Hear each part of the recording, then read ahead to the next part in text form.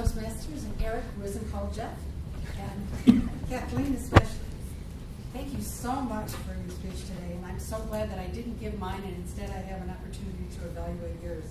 First of all, the intro was magnificent.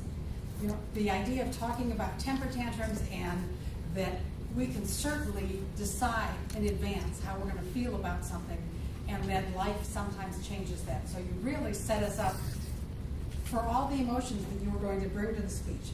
Then you brought in the Cavs game, which of course got all of us involved, and started with the question, how many people have been disappointed?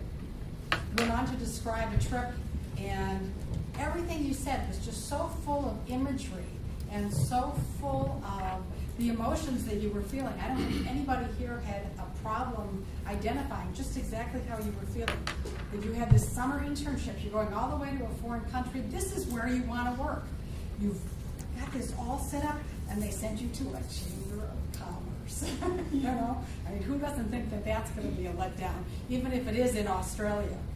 And then you went on to describe the city and the talk about the buildings and the houses. You just built us up to the fact that this wasn't going to be a disappointment.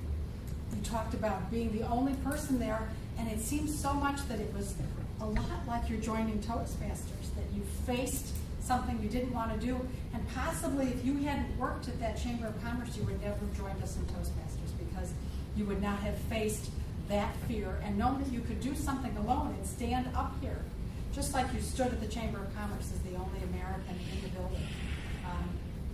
You talked about the friendships you developed there, and then of course ending with the quote, there are always flowers for those who wish to see them.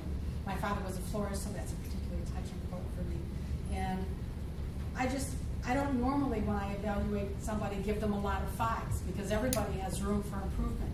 But your speech was just so inspirational and so effective, and you conveyed your disappointment.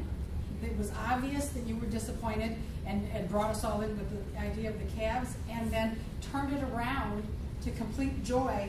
And there's just nothing that I could see that would have made the speech better emotionally. In terms of the presentation, you did do a lot of hand clasping, and I think that's pretty natural. You did stay behind the podium, and we talked about that a little bit ahead of time. I'm not sure that your eye contact was always great.